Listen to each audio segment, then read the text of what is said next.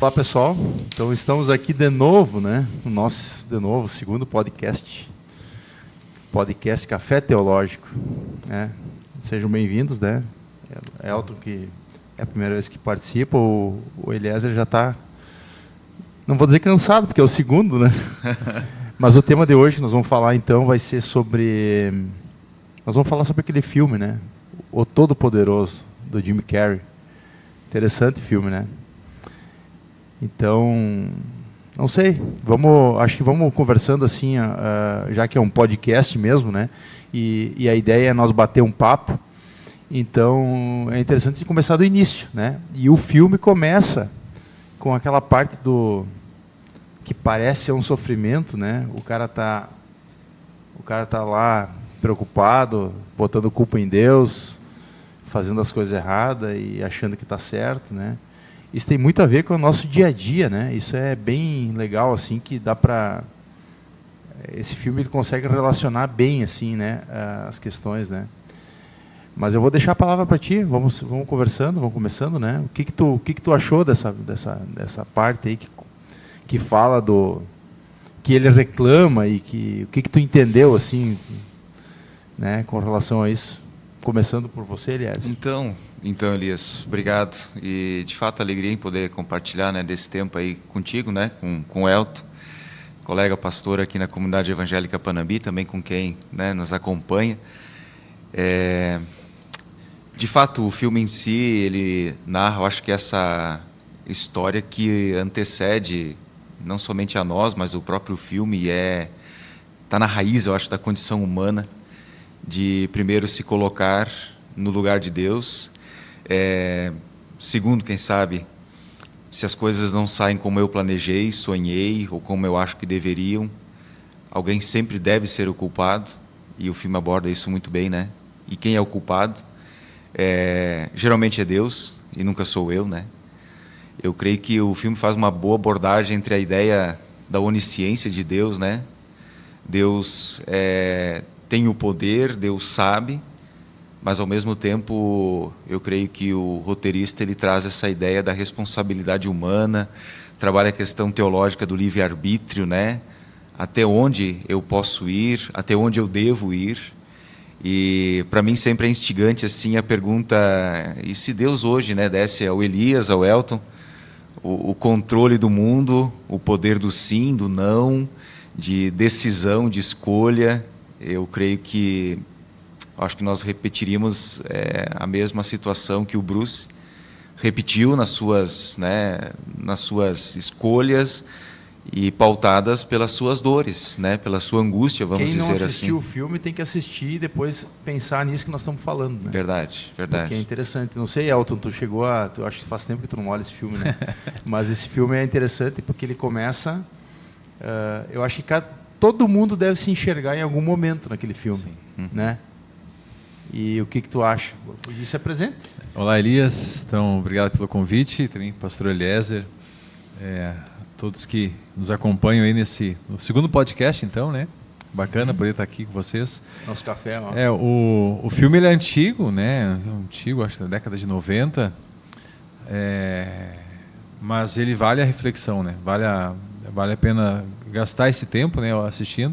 Além de ser uma comédia, né, com Jim Carrey, não tem erro, né? Mas bom, né? Ali o Bruce, então, né, que é o ator principal, vamos dizer assim. O ator principal, o Jim Carrey, ele faz o papel do Bruce, né? Faz o papel do Bruce. Está frustrado com a vida, com o trabalho, com as pessoas, né? O Eliezer colocou muito bem. E essa tendência a culpar os outros, né? Nunca sou eu, né? Até aliás, agora me veio uma outra situação, né, Eliezer, que eu tenho percebido que não apenas nós culpamos as outras pessoas, mas nós estamos no momento onde nós justificamos o nosso erro, né? Diante do nosso erro, quando eu não encontro um culpado, eu justifico o meu erro, né? Eu sempre tenho uma boa desculpa para dar, não apenas os meus erros, mas o erro dos meus também, né? Então, se é meu amigo, eu justifico o erro e a escolha errada dele, né? Ali o Bruce, né, no filme, então ele está frustrado com Deus, com as pessoas, e ele procura, como tu colocou muito bem, um culpado, né? Quem é o culpado? Deus é o culpado, no final de tudo, né? E de fato, mas quando eu recordo do filme, lembrando assim, quantas vezes eu eu também vesti esse personagem, né? Culpando Deus, né? Ou talvez não culpando, mas questionando Deus, né? Quase como dizendo assim, olha, se eu estivesse no seu lugar, Deus, eu faria diferente, né? Ele tem alguns momentos que ele fala assim, ó, ele diz assim: por que está fazendo essa sacanagem comigo? Ah, sim. Entendeu? E aí, esse momento, ele é interessante porque ele está botando culpa em Deus, nas atitudes que ele teve. Sim. Né? Ele foi lá e fez errado. Né? E ele foi lá e disse, não, por que tu está fazendo isso comigo? Né? Mas esse pensamento, eu acho que é comum. Né? Quantas vezes eu me enxerguei várias vezes. Pô, Deus tá de sacanagem comigo. Não, verdade. Às vezes acontecem essas coisas, a gente fica ali, né? Ah, mas por que podia ter, por que aconteceu isso comigo, né? Por que deveria acontecer, né? E a evidência ali dessa ideia do eu. E aí, de novo, o filme, na minha perspectiva, assim, ele remonta aquilo que aconteceu, né? A Bíblia narra no Éden, né? Tudo aconteceu em função de algo concreto, onde Deus disse, olha, esta é a ordem, e a partir disso vocês vão poder viver e desfrutar do jardim plenamente. E eu acho que aí o filme trabalha muito bem isso, bom, mas será que é isso mesmo? E quando no coração humano surge a ideia de que, não, vamos tentar experimentar este ser Deus, tomar a decisão, fazer a nossa escolha sem seguir o parâmetro que era para abençoar, não para amaldiçoar. Essa ideia da contestação de Deus. E aí a possibilidade de nós nos colocarmos no lugar de Deus. Nós hoje, quem sabe, diríamos assim, não, eu não faria como Adão e Eva, né? Mas eu acho que a gente faz uma mesma coisa, só que de maneiras, vamos dizer assim, diferente, né? E aí eu acho que também eu acho que o Elton fala muito bem isso, se eu justifico, se eu preciso explicar ou sempre trazer essa ideia de novo do eu e me proteger, no fundo, eu acho que o filme questiona a ideia do sofrimento. E se nós pudéssemos resolver a ideia do sofrimento, como nós resolveríamos? Ou por que Deus não evitou determinada situação, uma vez que, por exemplo, o Bruce, ele queria ser o âncora principal do programa. Ele não queria ser o repórter externo. Ele não enxergava vantagem, né? Ele não enxergava vantagem em estar no meio do povo. Ele queria assumir uma outra postura. Mas, de novo, Deus estava de sacanagem comigo. Mas até que ponto é? Porque cada qual tem a sua função. E agora? Como é que ele lida com isso? E nesse questionamento, eu acho que aí está a grande sacada do filme. Bom, Deus entra em cena. E essa é a ideia da nossa conversa. Bom, e se Deus então tirasse férias aí de uma semana, entregasse o poder para o Elias, ou entregasse o poder para o Elton? Quer dizer, o que nós faríamos com o poder de Deus em nossa mão? Né? Não, e tu sabe que esse pensamento, ele está tão atual hoje, porque funciona assim nas empresas, né? Ali a situação foi uma empresa de comunicação, né? Mas isso acontece no dia a dia, né? Isso é assim nas empresas hoje, né? E as pessoas ficam às vezes inconformadas e não entendem por que daqui a pouco fulano de tal foi promovido e fulano de tal não foi. Eu trabalho 20 anos aqui, até hoje nunca me deram uma chance, né? Então a gente tá sempre se relacionando ao dia a dia, né? Ele é bem comparativo, assim, né? Daria até para comparar, né? E o filme traz algo assim que também remete o pastor Eliezer lembra, ele traz a ideia de Gênesis. E ali também, né, quando Adão é questionado, Adão diz, foi a mulher que tu me deste. A culpa ali é de Deus. Né? Ele já aponta para Deus, foi a mulher que tu me deste. Né? Tu escolheu errado, tu é o culpado, não sou eu. O culpado, no final das contas, é você. Né? E assim como o Bruce no filme tem esse desejo de então, estar à frente, né, porque ele sabe, ele vai conduzir. Eu lembro também de Gênesis 11, que vai narrar a história da Torre de Babel, e ali é muito interessante, porque ali o grande projeto dos homens é construir uma torre para que o seu nome seja reconhecido na história, né? Porque daí vamos construir uma torre e seremos como os deuses, né?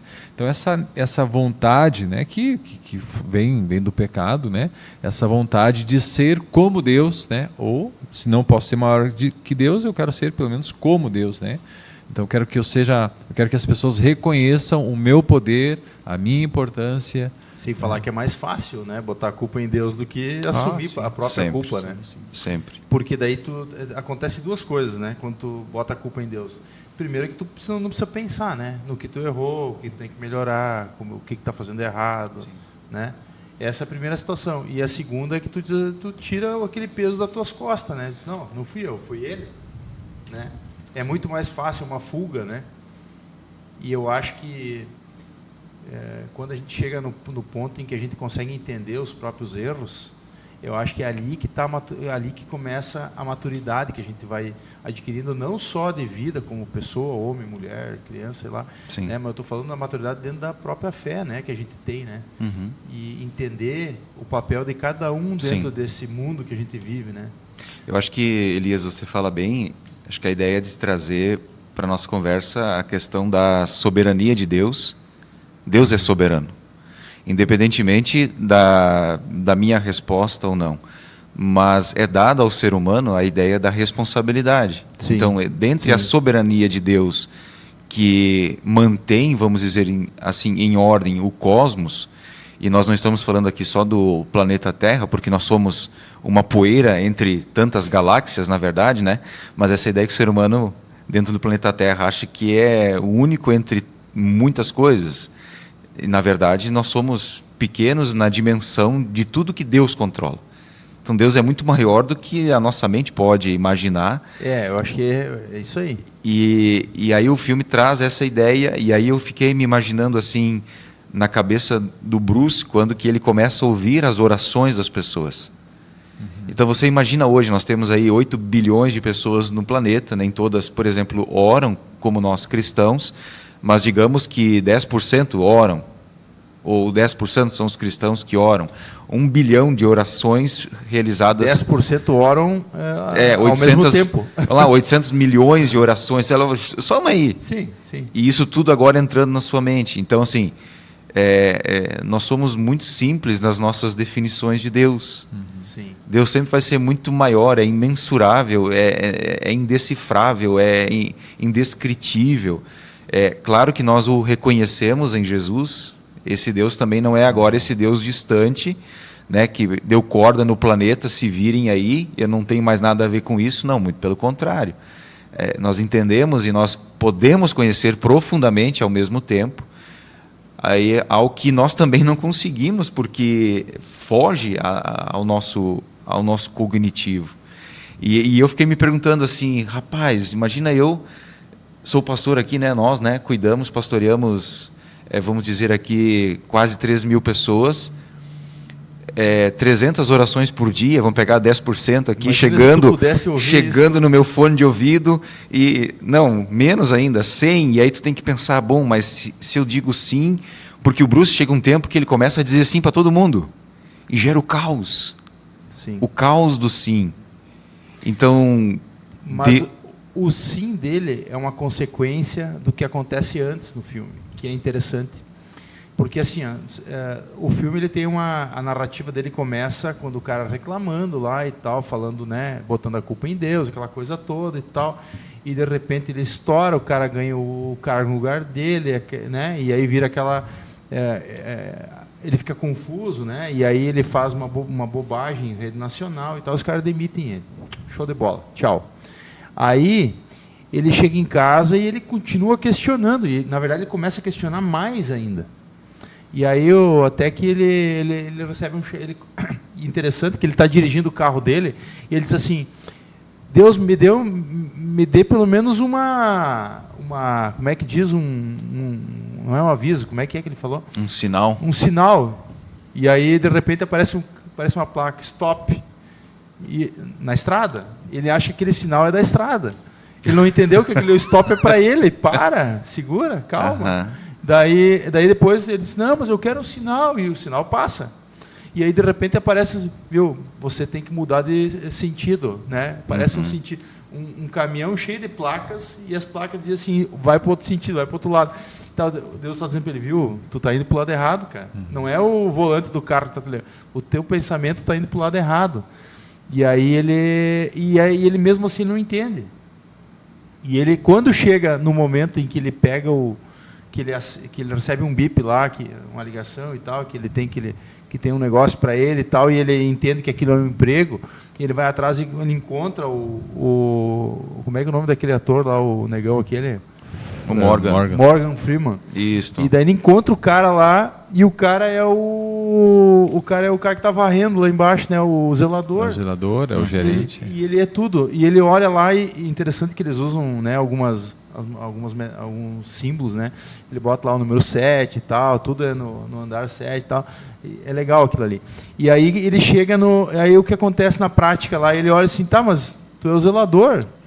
Tá, como é que eu faço para subir? Cara, vai pelas escadas. Não, eu vou pelo elevador. Ele queria escolher o caminho mais fácil. Mas entendeu? é interessante que o lance da escada me fez relembrar a história de Jacó, quando Jacó dorme e sonha, né? Ele sonha com uma escada que liga o céu e a terra, né? E ali legal, essa é a sacada da escada ali, né? Essa é onde o céu se encontra com a terra, né? Em Gênesis, né? Ali naquele sonho de Jacó, então essa escada do sonho de Jacó, onde os anjos sobem e descem de forma livre, né? E ali naquela escada, então, ele encontra Deus descendo para falar com ele, né? A gente vai crer que um outro ponto onde o céu encosta na terra é quando Jesus, né, surge, né? Ali é o próprio Deus, né, na terra, né? Mas tu falaste dos sinais ali, daquele momento que ele está dirigindo e tantas placas, tantos sinais, né? Quantos sinais recebemos, né? Mas assim é com a gente, né? Claro. A gente tem essa dificuldade de perceber ou de parar para ouvir Deus, né? A gente tem dificuldade. É muito barulho, nós somos barulhentos, né? E isso nos impede, por vezes, de ouvir e discernir o que Deus está falando com a gente, né? Ainda antes, quando o pastor Eliezer mencionou, né, a quantidade de orações que são dirigidas a Deus, até me estava pensando nisso, porque na verdade Deus conhece todos os nossos pensamentos, né? E daí são de todos, não só dos cristãos, mas de todo ser humano, né? A nossa palavra ainda não foi pronunciada e Deus já conhece o pensamento do nosso coração, né? E daí eu fiquei lembrando assim que tem muitos mais jovens, né, que dizem assim, eu não acredito em Deus porque eu não consigo entender Deus. Né? Eu digo, mas onde é que tu está com a cabeça, tio? Tu quer entender Deus? Né? E daí a gurizada, que eles não conseguem tirar 300 na prova do Enem. O camarada não dá conta nem da matemática. Tu entende? Que é uma lógica. Ele quer conhecer, ele quer entender Deus. Exata. Meu querido, tu nunca vai conseguir entender Deus. Tu pode, né? Deus se revela através da sua palavra, né? Quando nós o buscamos de todo o coração, né? A palavra diz, buscar-me-eis e me achareis quando me buscar de todo o coração. Então, quando houver essa busca, né? Atenta por Deus, esse desejo de encontrar a Deus, como na mulher que sofria com o fluxo de sangue, né? Ela buscou, né? Buscou pelo menos tocar na veste de Jesus, ela tinha intenção na busca dela. Bom, daí a gente vai começar a conhecer Deus. Mas ali a fé dela estava num nível já bem elevado, né? Mas por vezes, até a gente talvez, não quero sair do tema, né? Mas ali é no momento assim, quando não tinha mais recurso nenhum, tu entende? Assim sim, nós somos também. Quando tu tenta de tudo, depois que tudo que tu tentou nada deu certo, daí tu reconhece a tua fraqueza, a tua miséria. Daí tu diz, Deus, tem misericórdia de mim. É o que Paulo vai falar depois em Coríntios, né? Quando tu falou que ele sabe tudo de nós, eles representam legal isso aí também no filme, quando ele traz aquele arquivo que o cara abre lá e vai parar não sei aonde, né? Né? Ali é uma forma que eles acharam de mostrar que, né? E aí, mesmo assim, ele não entende. Senão, o que tem atrás desse arquivo aqui? O que vocês fizeram aqui? Qual é a mágica? Qual que é a mágica? Né? Um coração duro, né? E eu acho que aí vem um ponto dessa ideia de que isso tudo nos deveria levar à contemplação, à admiração. Mas, de novo, a raiz do ser humano é da contestação. Porque, negação. Negação. É desse jeito, mas não tem o meu jeito ali. Então, deixa eu tentar colocar também o meu jeito ali, né? Mas eu queria voltar a um ponto antes ainda que eu lembro, e isso é algo que nós, pastores, falamos muito em aconselhamento, por exemplo, né? O sim de Deus é bênção, e Deus vai dizer sim a algumas das nossas orações, mas o não de Deus também é bênção, porque Deus sabe o que está adiante de nós, e evitando aquilo que nós hoje estamos pedindo, na verdade, há um guardar de um pai para com o seu filho. Ele consegue mensurar o momento Em que nós vivemos. né? É como que Deus estivesse dizendo, ainda não, porque tu não estás pronto para essa situação. Só que eu não entendo o não dele, porque o desejo é meu, a vontade é minha. É aquela ilustração que eu já usei em alguns momentos, quando que a criança com 10 anos de idade chega para o pai e diz, pai, eu quero ganhar um revólver, né, um calibre 38 de presente de aniversário. E o pai não fala nada. Chega no dia, ele abre a caixa, e aí tem um carrinho de Hot Wheels dentro da caixa. Mas com 18 anos, aí sim, era permitido, diz a história, o filho ganha. O pai não disse não, ele entende que não é o momento para que uma criança... Pode ser que seja uma analogia aqui muito simplória, mas nos ajuda a perceber. O não também é bênção, o ainda não também é. E aí eu queria pontuar assim, e o porquê não eu? Antes de nós começarmos a gravar aqui, eu trouxe isso, né? Porque por vezes nós tornamos a nossa fé tão utilitarista, o Elton acho que pontuou bem isso antes.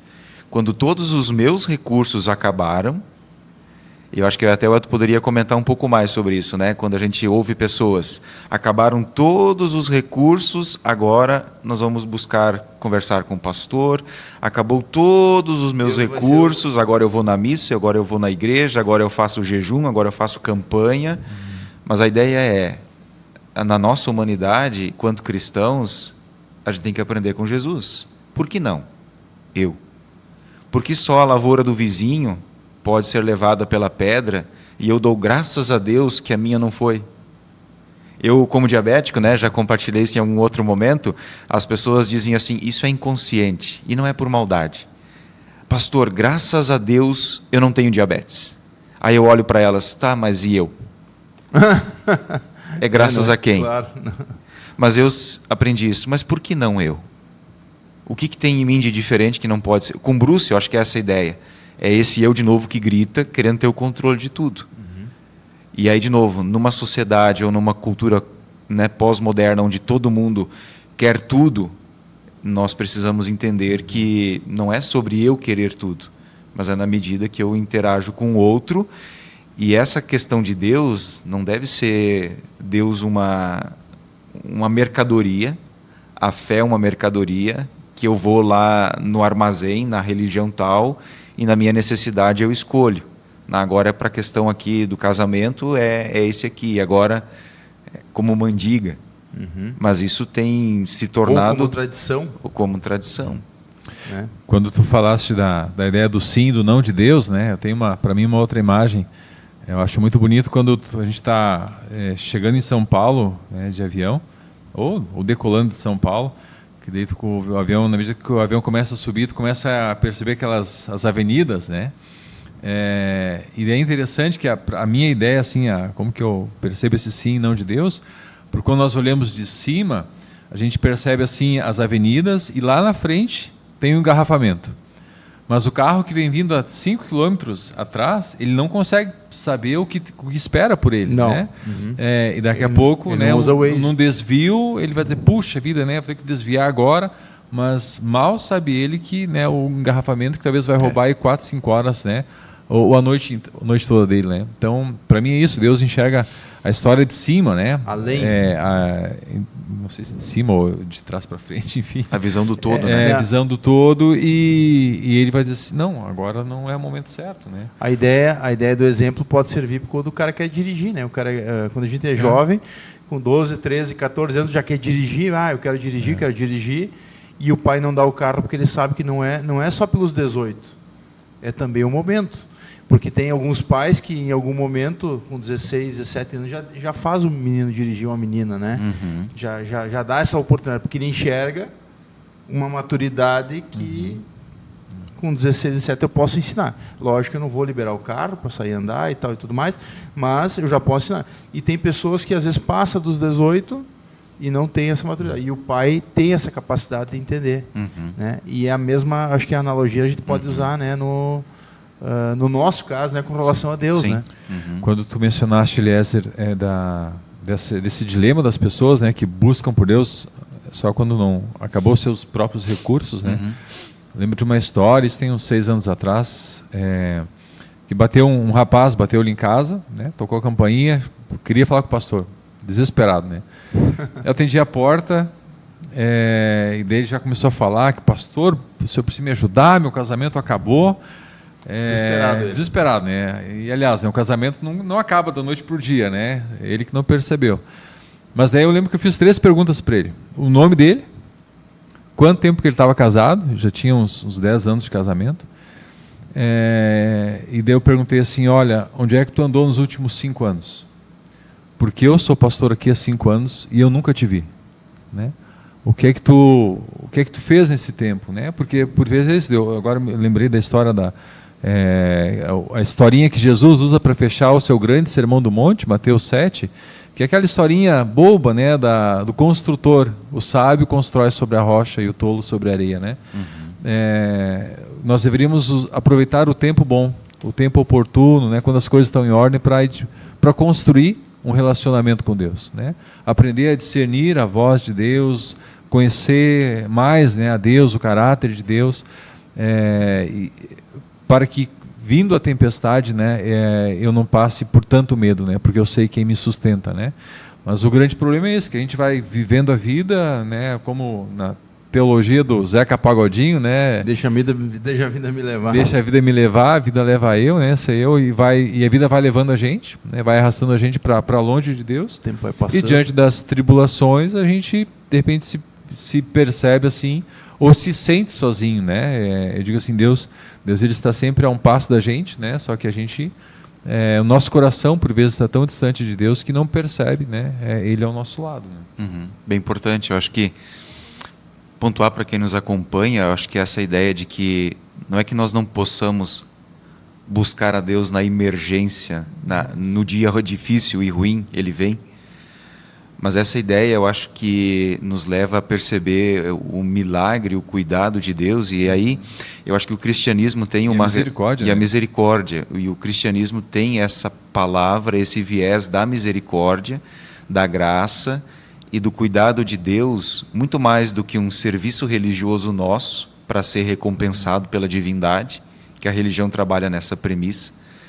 Porque o cristianismo em si, o que é? É a restauração de um relacionamento que foi rompido no Éden justamente por essa questão do ego, por essa questão de a criatura se colocar no patamar ou no lugar de Deus. Então Jesus vem para restaurar essa comunhão aonde o ser humano agora quer ser igual ou superior a Deus. E aí, de novo, o sim de Deus, o não de Deus, o milagre de Deus, ele vai acontecer no ordinário, nas coisas mais pequenas. E quando eu consigo deixar-me cuidar por alguém, ou quando que essa busca de Deus ela é constante, ela é diária e se dá no ordinário, eu não vou viver apenas buscando o extraordinário, eu não vou buscando somente mais uma dose religiosa, ou mais um LED, mais uma injeção de porque a religião em si pode se tornar, e ela tem se tornado para muitos, uma droga. Né? No sentido de que, no próximo domingo, se não acontecer, ou se a experiência não for tão profunda ou tão extensa, eu vou achar isso, ou vou procurar isso em outro lugar. E aí a frustração. Mas nós não temos mais tempo hoje para lidar com a frustração, nós não temos mais, por exemplo, não nos damos espaço para isso, né? E aí, ao final do filme, para mim é interessante, quando que o Bruce, então, entende a situação da esposa dele, que ela deveria amar ele livremente de volta, não como uma marionete, né? Na ideia de que ele comandasse não tudo. Não pela obsessão, né? E aí, eu até anotei aqui, ele faz uma oração para Deus, e a resposta do Morgan, né? Vamos dizer, de Deus para ele, é muito interessante.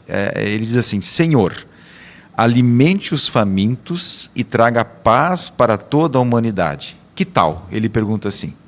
E aí Deus, né, na pessoa do Morgan, ele diz: ótimo, se você quer ser Miss América, ótimo, porque é discurso. Porque é um discurso. É discurso.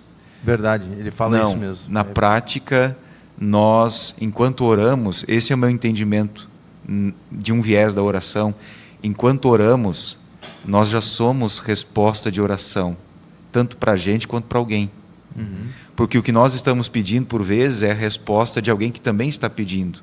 E aquela pessoa acaba se tornando. Então, é uma troca em que nós, seres humanos, nos conectamos com o divino, e o divino decidiu fazer tudo por meio da oração.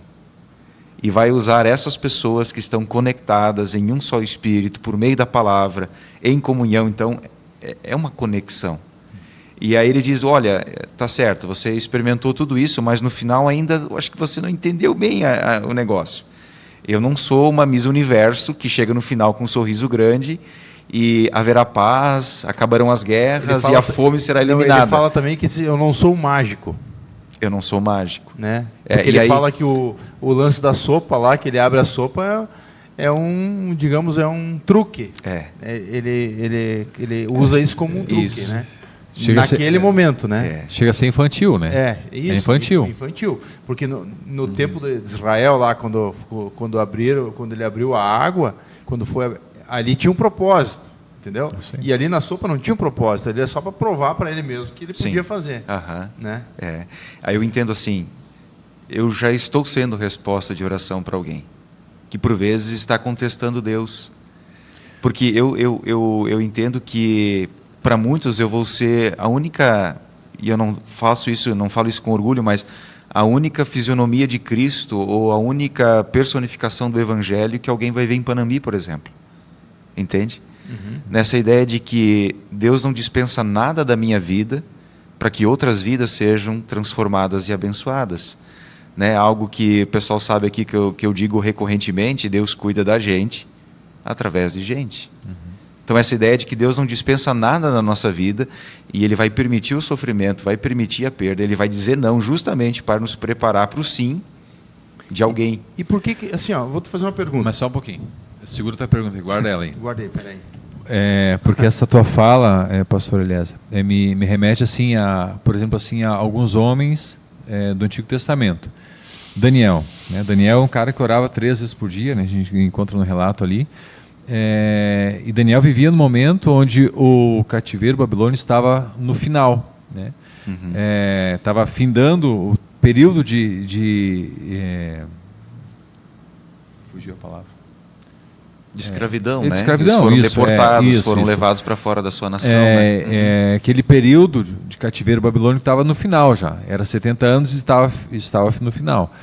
E Daniel orava. Né? E alguém poderia perguntar para Daniel assim, Daniel, por que tu ora? Se Deus falou que vai levar o povo de volta para Israel, Ele vai levar. Né? Você orando ou não. Fica tranquilo. Mas eu entendo que Daniel poderia dizer assim, olha, eu oro, eu sei que Deus vai fazer, né, o que é segundo o propósito dele. Eu oro justamente porque eu não quero ficar de fora daquilo que Deus está fazendo. Então, quando nós oramos, né, entendo assim que nós estamos alinhando o nosso coração ao coração de Deus. Né? E nessa oração sincera, nessa busca sincera por Deus, quantas vezes, aliás, no nosso devocional, né, nós orando, fazendo um devocional, uma meditação, a gente começa a lembrar de pessoas. Né? O meu hábito, eu lembrei de alguém, eu escrevo, lembrei de ti. Estava lendo essa palavra, lembrei de ti, que está contigo, te vira. É porque Deus quer falar alguma coisa. Né? Ou também no meu devocional, na minha oração, de repente eu lembro de histórias onde eventualmente eu tenha machucado alguém. Né? Então, para mim, é a oportunidade de dizer, olha, meu irmão, eu preciso conversar contigo e talvez pedir perdão por ti. Né? Mas essa sensibilidade, né? Eu lembro do Neemias também, atento ao momento no qual ele vive. Né? Ele estava bem empregado, estava com os boi na sombra, quando, né, como diz o ditado. Estava tranquilo. Mas quando chega um irmão dele, né, ele pergunta, como é que está o povo? Né? É alguém que se interessa, né, pelas pessoas, pela comunidade e alguém que se importa. Né? Eu acho que essa coisa da oração, né, do orar, né, e da ação, né, onde eu converso com Deus, mas essa conversa com Deus, também entendo que de repente Deus está esperando algo de mim, né? E é isso aí, né? Nós somos a resposta, né, da oração de muitas pessoas. Então agora eu vou fazer a pergunta, mas a pergunta eu vou fazer para os dois. Aí vamos ver agora o que eu começo. Não, assim, vamos lá. Por que a nossa fé se fortalece mais, ou as pessoas tentam fortalecer mais a fé a partir do sofrimento? Porque ali no filme também é assim. né? O cara, ele passa por um sofrimento e aí que ele começa a entender qual que é, entendeu? Antes disso ele não está, porque quando a gente está bem, eu não sei medir quantos %, mas eu entendo assim, vendo no dia a dia e conhecendo a si mesmo, quando a gente está bem, a gente não é que a gente não ora, mas até agradece e tudo mais. A gente está acostumado assim, porque a gente vive assim, vive aqui na igreja assim, tal. Mas eu vejo no geral que as pessoas fortalecem a fé no sofrimento mais do que na alegria. Por quê? Eu vou me atravessar aqui, né? Infelizmente nós buscamos a Deus, né? Na dor, né? No sofrimento. Eu vejo assim, quando a gente olha para a história bíblica, né? Por exemplo, assim, Davi, né? O grande personagem, o homem segundo o coração de Deus. Davi, quando ele está no palácio, está tudo certo, o grande rei, amado e adorado por todo o povo de Israel, ele comete adultério. Entende? Quando é que ele escreve? No melhor momento dele. Simplesmente dá as costas para Deus, ignora completamente, até o conselho de Deus, né? Quando que Davi escreve os Salmos, Salmo 23? Ele escreve quando ele está no deserto, fugindo para não ser morto, entende? Então, não deveria ser assim, né? Mas a tendência do ser humano é buscar Deus, né, quando lhe falta algo, né? Porque quando as coisas estão bem, né, é o que aconteceu com aquele rapaz, né? Enquanto as coisas estavam funcionando, aparentemente no casamento, vida que segue. Será que não é uma coisa do ser humano, natural do ser humano? É do ser humano caído, né? Entendo assim, né? Porque se tu pensar assim, vamos lá, nós estamos falando agora de fé, mas se nós falar de música, os caras que fazem lá as músicas, né, os cantores mais famosos aí e tal, a maioria das músicas os caras fazem no sofrimento também. Tu percebe que é no sofrimento, né? Ou na indignação, no sofrimento, né? Na dor, tal, né? Eu acho que, complementando o que o Elton diz, eu cito aqui C.S. Lewis, né? A frase bem famosa dele, né? Deus, ele sussurra, ele fala no ordinário. Então Deus está falando. No ordinário, Deus comunica, porque não há espaço onde Deus não esteja, Ele é onipresente. E aí C.S. Lewis diz assim, mas o sofrimento é um megafone de Deus, Ele grita, dizendo, olha, a única coisa que eu quero que vocês sejam é serem humanos. Mas nós estamos numa ideia de sempre fazer, nós somos fazeres humanos e não seres humanos. Então, a ideia do sofrimento, a permissão do sofrimento, ou até mesmo, vamos dizer assim, né, a causalidade do sofrimento pode estar em Deus. Tanto a permissão quanto a causa. Claro que é um tema também delicado, né? Isso daria uma conversa de mais uma hora. Mas os problemas, eles advêm ou de uma atitude minha, de uma atitude sua que inclui o meu nome, ou de uma colocação numa permissão de Deus. Jesus vai para o deserto, quem é que envia ele para lá? Ele não comprou passagem para ir para lá, né? Aí, se a gente lembra de Jonas... Exatamente, foi enviado. Se a gente lembra de Jonas, a caca toda que aconteceu, né, do missionário rebelde lá. Deus manda para ir para cá, ele vai lá comprar passagem para lá. Quem é que criou todo o problema da baleia? Foi permissão de Deus, mas né, se a gente pensar em José, aí junta tudo. Porque José tinha um sonho. Os irmãos estavam lá atordoados e Deus deu isso para ele. Mas aonde é que eu quero chegar? Se a gente olha para a cruz, eu acho que ali é o grito final de Deus, que alcança a nossa dor.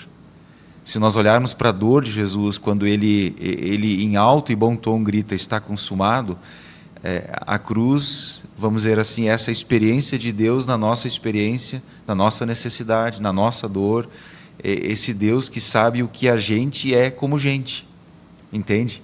E esse amor que grita na cruz, que sofre por amar, e não por querer mal o outro, mas justamente para poder cuidar do outro.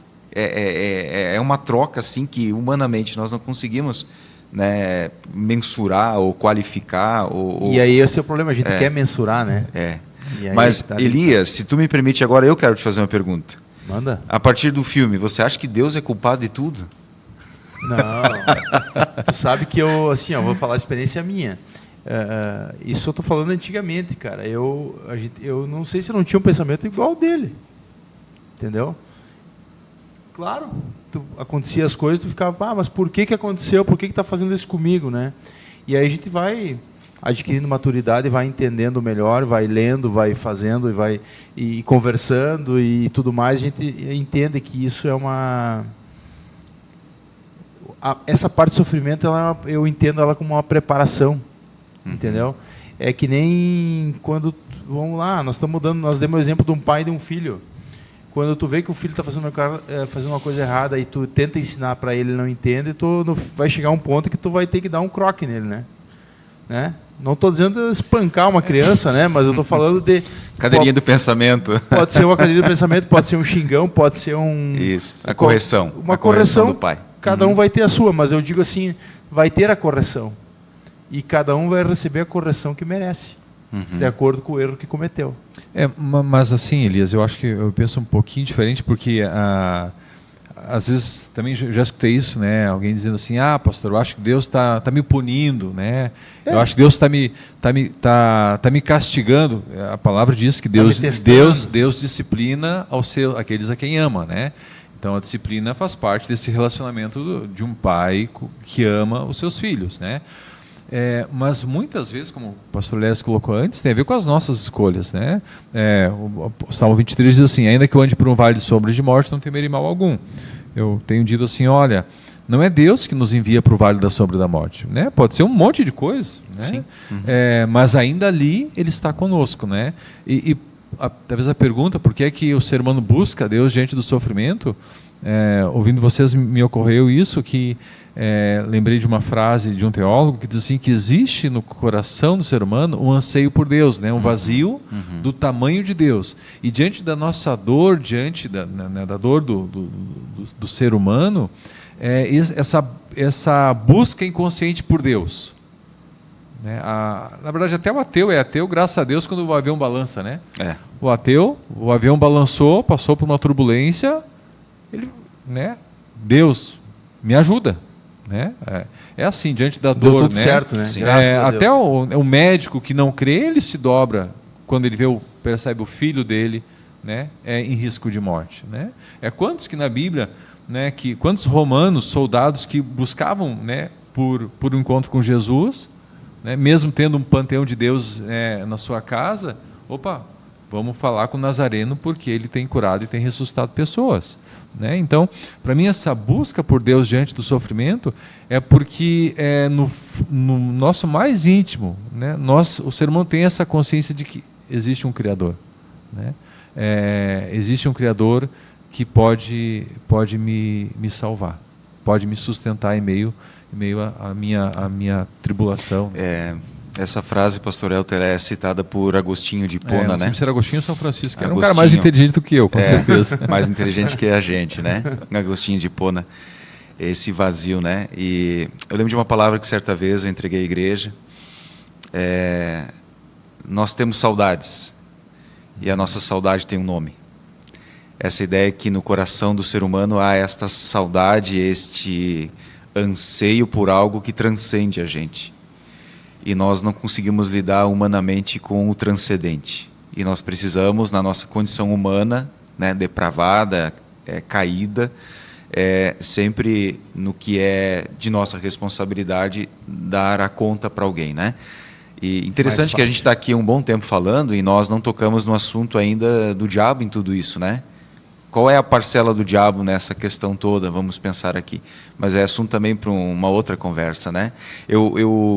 Quem sabe para a gente dar um pontapé final aqui, dar uma arrematada, assim, uma arredondada na nossa conversa. Vamos lá, indo para o final. Tá? Vocês percebem que no final, depois que deu tudo certo para ele encontra a vida dele com Deus de uma forma bem mais simples. Então, tu vê, o que no começo do filme para ele era horrível, e ele queria ser o âncora e não sei o quê, e para ele nada daquilo servia, ele transformou aquela situação, depois que ele entendeu, né? Depois que ele atingiu aquela maturidade, e ele conseguiu, digamos assim, assimilar quais são o que ele está fazendo ali, e o que ele quer da vida dele. Ele lá entrevistar o cara que faz o bolo, porque tem um lance, né? Ele entrevista lá um pessoal lá e tal, e aí depois ele volta lá E eles finalizam lá. Uhum. Ele finaliza doando sangue. Eu me lembro que tinha um lance lá de doação de sangue também. Então ele transformou a coisa mais simples em notícia e ele se deu bem com isso. E ele não se deu bem porque mudou alguma coisa. Quer dizer, na verdade mudou, ele mudou. Né? Eu acho, Elias, se eu pudesse, assim, quero deixar uma palavra para quem nos acompanha, né? O pastor Elton já falou isso inúmeras vezes. Nós encontramos propósito e alegria no servir. Eu acho que essa foi a curva que aconteceu na vida daquele homem. Ele era autocentrado nele mesmo, e no final de tudo ele percebeu que na simplicidade de estender a mão ao outro, ele encontrou a plenitude daquilo que é viver, de ser útil para alguém e não apenas para si mesmo, achando que é, de fato, a pessoa mais importante do mundo. Não, na verdade, e é isso que o cristianismo diz: quem quer ser maior entre todos, seja aquele que sirva. Né? O Jesus veio não para ser servido, mas para servir. E se há um nome que é lembrado em toda a história, sejam por cristãos ou não, e reconhecido, né, por aquilo que fez, é Jesus Cristo, né? Então, assim, para mim, de uma maneira propositiva, dizer, Deus não é culpado de tudo. Eu entendo isso perfeitamente. Nós temos culpa, né? E eu preciso entender ainda que, se Deus for culpado, eu preciso ainda dizer amém, porque Ele é Deus, eu sou criatura. Mas Ele é culpado de alguma coisa? No sentido das coisas que acontecem. Bom, o filme diz assim, ou esse nosso papo leva a seguinte conclusão, ao menos para mim, é possível a gente recomeçar. Eu acho que, independente de como você está, o Elton, todos os dias, né? Vivemos ciclos, encerramos agora alguns dias atrás, né? 31 de dezembro, ciclos, daqui uns dias aniversário, o pastor Elton, né? Você, eu, ciclos, de novo. Não, o nosso Deus é um Deus de recomeço, mas esse recomeço não pode estar centrado em mim, ele deve estar centrado em Deus, e o propósito sempre vai ser para alguém. Nós encontramos alegria no servir, não é depois de servir. É enquanto nós estamos sendo gente com gente. Essa é a ideia. Eu acho que o filme traz isso. Enquanto você não se entende parte desse corpo maior, não submisso e nem superior a ninguém, mas parceiro com todos, isso é ser comunidade, viver comunidade. O ruim é quando que alguém diz, não, eu tenho um nome, eu tenho um cargo, eu sou Deus, e isso pode ser dentro da casa, né, como família, no casamento, né, alguém assumir essa postura. Em todas as situações. Em tudo. E aí o caos se instala, e a gente vai ter que caçar ou catar um culpado. Então, assim, eu creio que para mim foi de grande valia, e nós não estamos aqui também na ideia de que a gente vai conseguir agradar a todos, mas com o propósito da gente glorificar o nome de Deus, poder dizer, olha, com tudo que o Senhor já permitiu, se a gente pudesse sentar, né, com os nossos queridos e ouvir as histórias deles, com tudo que Deus já permitiu a tua história, tudo isso, tudo isso, tudo que Deus permitiu na minha história, na tua história, e eu termino, né, na história do Elton, tudo que Deus permitiu vamos dizer assim, é conteúdo, é produto sendo gerado para se transformar numa bênção. Porque, por exemplo, eu sempre digo assim, eu até então não passei pela depressão, não precisei tratar a depressão, que é uma doença, não é frescura. Mas eu conheço um pastor, colega nosso, que hoje é pastor sinodal. E esse pastor, num testemunho dele, ele diz, eu não tinha vontade nem de tomar banho. E a pergunta é, eu sendo pastor, onde é que está Deus nessa questão toda? E tem que se afastar 6 meses e eu devia estar garantido. Devia estar garantido. E aí, Afonso Weimer, nome desse pastor, posso citar aqui, grande amigo, pastor lá no Rio Paraná. E hoje eu sei que ele é uma das pessoas mais bem preparadas no caos e no sofrimento, forjado na desgraça, de alguém que não gostaria, não queria nem tomar banho, a esposa dele levava ele, para cuidar dos pastores. Que loucura. Porque eu posso falar a respeito da depressão, mas eu não senti, eu não experimentei isso. A perda de alguém, a enfermidade. Então, assim, eu queria deixar essa palavra, né? Entre tudo que nós falamos, Deus, apesar de tudo, está no controle. E Deus vai usar tudo na nossa história para que outras pessoas entendam que a gente já está sendo resposta de oração. Se eu faço uma síntese daquilo que, ao menos eu pude refletir hoje conversando com vocês, é isso. É isso. Deus permitiu Eliezer, a família dele, a trajetória dele, todas as experiências, para que hoje o Eliezer esteja onde ele está, com quem ele está, para continuar sendo ali resposta de Deus naquele lugar. Como igreja, como ser humano. Eu queria saber o que o Elton, qual que foi o teu resumo aí? Na verdade, eu fiquei lembrando a história do Jim Carrey, que fez então, interpretou o Bruce, né? É interessante porque anos depois do filme ele se converte. Né? Isso. Ele se converte ao cristianismo, e ele passou por uma depressão, né? Ele se curou da depressão, né? Então ele passou, então ele se converte ao cristianismo, e tem uma frase dele que é muito interessante, né? O cara que então foi Deus por alguns dias, né? Ele diz assim: espero que todo mundo possa ficar rico e famoso e tenha tudo o que sempre sonhou, para que possam descobrir que essa não é a resposta, né? O desejo de ficar rico, poderoso... Todos ganhando na Mega Sena, lembra? No filme? Todos ganharam na Mega Sena, cada um ganhou uns trocos, né? O que era para ser uma coisa boa, virou infelicidade para todo mundo. Então, essa conversa toda acho extraordinária como Deus conduz a história, né? Do próprio ator, né? Que vive o seu momento como Deus, né? E depois ele é quebrado e restaurado, né? Na sua história de vida. E eles, olha, não é isso. Esse cara não passou, né? Não é isso, né? Eles, olha, eu queria que todo mundo pudesse ficar rico, ser famoso, admirado, né? Para que vocês possam descobrir ao final disso que não é a resposta, nada não é esse o caminho, né? Para mim é isso, né? Deus, em Jesus, ele se esvazia da sua glória, de todo o seu poder e encarna, né? Jesus vive a sua humanidade. O ser humano, por outro lado, ele quer ser como Deus, busca ser como Deus, ser reconhecido, admirado, né? E Jesus nos ensina a sermos humanos. Ao contrário. Ele nos ensina, né? Ele encarnou e ele quer nos ensinar a sermos humanos, né? E essa é uma marca, de fato, de uma conversão genuína, né? Onde a gente vai ver assim na história, de um modo muito assim, escancarado, né? Paulo, né? Ele diz, olha, aquilo que para mim era lucro, eu tenho tido como perda, não vale nada, né? É lixo, não é nada diante de tão grande salvação, né? Então o convite é para a gente se esvaziar, né? Se esvaziar da gente, para a gente viver, para ser cheio, né? Cheio dessa presença de Deus, abrir mão dos nossos planos mesquinhos, egoístas, né? E ter a coragem de dizer, Deus, que a tua vontade seja feita na minha vida, né? É uma das orações mais difíceis da gente, né?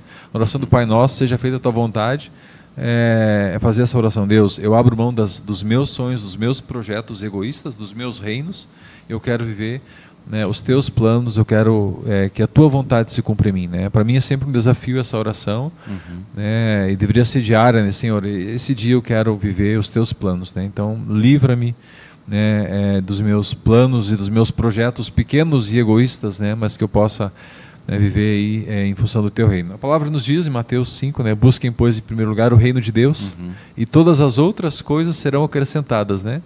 Mas eu me pego seguido lutando pelo meu reino, né? E assim cada um de nós querendo construir o seu reino, e o convite, não, abra mão do seu reino e construa o meu reino. Venha participar daquilo que eu estou construindo, né? O meu reino. Eu vou dizer assim, a conclusão que eu já tive quando assisti o filme. Porque eu assisti o filme e eu tive que reassistir ele agora. Assisti agora entre o Natal e o Ano Novo, né, que deu aquele período mais tranquilo, assim, daí eu digo, vou assistir esse filme aqui. Aí eu e a Deise assistimos ele assim, numa tarde, acho que foi. E eu já analisei ele de um outro jeito, né, porque quando eu assisti pela primeira vez, a minha maturidade, o meu pensamento era outro, né? Era mais voltado para o engraçado, mais voltado para a comédia, não tanto crítico, né? E tu sabe que eu acho que isso vale para todos, né? A gente quer que Deus faça as coisas por nós, né? E a gente espera que Ele faça por nós.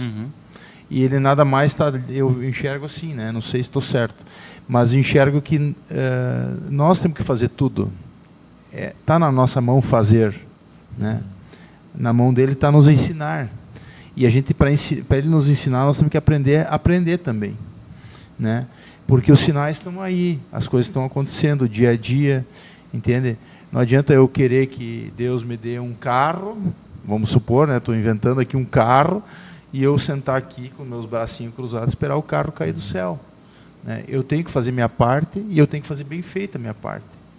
E aí eu acho que algumas pessoas deturpam, né? Que é fazer qualquer coisa para ter o carro, vamos dizer assim. Né? Isso. Né? Existe um caminho. A ideia de fazer com responsabilidade. Esse caminho ele tem uma responsabilidade e uma maturidade. E talvez eu com 14 anos querendo andar com o carro do meu pai, ele não me desse o carro, não entendia por que não. E talvez agora eu querendo, o exemplo do carro, quero comprar aquele carro, não estou conseguindo, também não estou entendendo. Né? Agora, Elias, encerrando. Encerrando agora de verdade. Me vem à mente uma frase que diz assim, você pede a cadeira, Deus te dá a árvore. Então Deus te deu a árvore. Então Ele é soberano. Ele não vai deixar que você passe a necessidade, mas você faz a sua cadeira. Entra a responsabilidade humana. E o desafio de sermos fiéis àquilo que Deus espera de nós. Que não é fazer um barco porque você pediu uma cadeira. Então não é tudo de qualquer jeito. E aí me veio à mente um outro filme com quase que o mesmo nome, que é A Volta do Todo-Poderoso. Ah, tem o número 2, né? Tem o número 2. A história é diferente. Mas tem um papo muito interessante, porque lá Morgan aparece novamente, o ator, né, na ideia de Deus, chama um executivo e diz assim, larga tudo e faz uma arca. O executivo é o âncora. Tá aí? É o âncora, o cara que depois virou o âncora. Isso mesmo. Né? E aí nós conseguimos juntar, eu acho que está aí um bom papo para a gente conversar mês de fevereiro, né? No nosso próximo podcast, quem sabe. Veja, Deus está falando o quanto eu estou ouvindo e como eu estou respondendo aos sinais que Ele já está dando. É isso que você fala. Deus nos dá a possibilidade de ser e fazer. E é nossa responsabilidade. Não digo talvez nós conversar em fevereiro, porque talvez em fevereiro nós temos um outro tema, né? Já? Não, acho que nós não vamos contar esse tema, né? Não. Vamos deixar assim agora. Não, vamos... Tá. Mas daí tem umas coisas que agora encerrando o total e saindo um pouco do 100%. Não, 100%. Agora saindo do assunto. Isso. Né? A gente não está acostumado a fazer esses podcasts, né? A gente está aprendendo aqui né? Aprendendo um com o outro. Eu achei que tu era profissional, tia. Não. E aí a gente esquece de pedir para as pessoas dar o likezinho, né? Isso. A gente não fala isso. Vai lá, então agora treina essa parte aí. Até acho estranho. Mas isso é no início daí. Deveria ser no início, né? Tá, então, se você ficou conosco até aqui, você dê para nós um like. Dê um like e retire uma Coca-Cola com Elias. X-calota, né? Não, vai ficar muito caro. Fica caro daí. Deixa eu ver de like lá. Então, isso é uma coisa que eu quero agradecer, então, a presença de vocês, né? Valeu. O Eliezer vai estar sempre aí, né? A gente já combinou que vai sempre estar fazendo esse trabalho. O Elton vai estar aí sempre também, volte e meia vai estar por aí, né? Faz parte do time. Né? E a gente vai conseguindo mais temas, eu acho que o papo é legal, assim, até o tempo que a gente usa é pouco, eu poderia até, né, ter mais tempo, mas eu acho que tá legal nesse formato aqui, né? Então eu só quero agradecer. E também eu queria falar um negócio que do último podcast eu recebi bastante feedbacks, assim, né? Eu até pedi para algumas pessoas analisarem, olharem e tal, né? E assim, eu só recebi positivos, né? Só positivos. Né? Não estou falando da minha pessoa, estou falando do próprio do encontro. Do próprio encontro. É porque, na verdade, o nosso tema foi legal. Né? Um tema que até ficou um gostinho de quero mais. Né? E poderia ter mais pessoas ali, né? Que tem também experiências interessantes, né? Da nossa comunidade. Né? Então, para encerrar mesmo, né? Agradecendo. Então, 110% agora já passando um pouquinho do ponto. Né? E é isso aí, vamos tentar melhorar, né? E vamos ver se no próximo a gente faz um pouquinho melhor ainda, de novo. Valeu, Elias. Tá? Valeu, obrigado. Um prazer. Tchau.